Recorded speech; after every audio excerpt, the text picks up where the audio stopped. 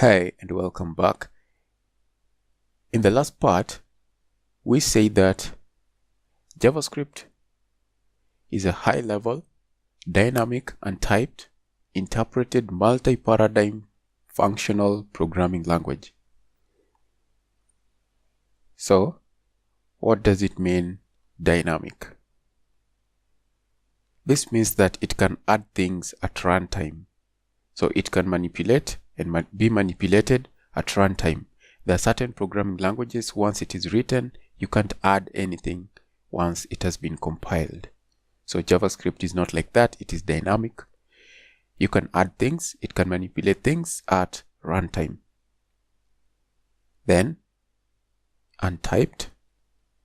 Untyped basically means that JavaScript doesn't care much for types. So types in programming are things like, a good example, let's say C++. If you have to define a variable, it has to be defined using types. For example, integer. So you'll say int x to show that that's an integer. If it is a float number, a number with a decimal point, it has to be declared as a float. So basically, JavaScript doesn't really care much for types. There are a few data types in JavaScript, but they're not as strict as other programming languages like Java and C++. So if you ever hear anything about type, this basically refers to data types. So it is about data type, so it is types of data. So integers, floats, strings, booleans. So that's basically what it means. It is untyped. You don't have to declare a variable with a type. And then it is high level.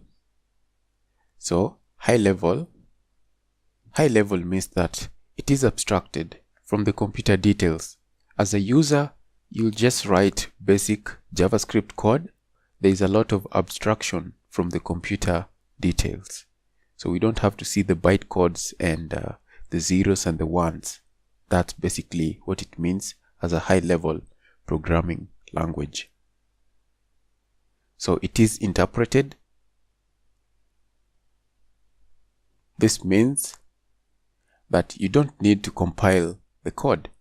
So you'll just write it and run it.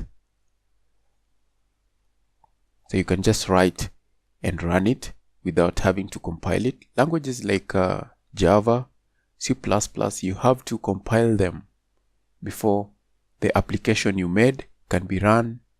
It has to be compiled. For JavaScript, you just write it and you run it on the browser. So that means it's an interpreted language.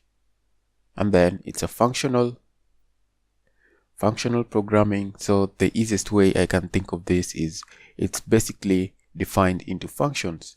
So grouping things, most of the implementations you'll do in JavaScript will be based on functions. So grouping different related kinds of codes. So that's a functional programming, or similar to what is called subroutines in C, whereby code is grouped based on what they do. So one function does something, another function does something. So it's a functional programming language. And then multi-paradigm. Multi-paradigm basically means that however you think you can implement something, that's how you will do it. There are no rules. There are no clearly defined ways or specific ways of doing things. Solve it any way you like. That's multi-paradigm JavaScript. So JavaScript is not picky. Okay, I hope you have a basic understanding of what all these are by now.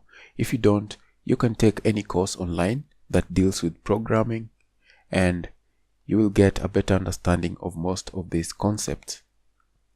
So I will see you in the next video.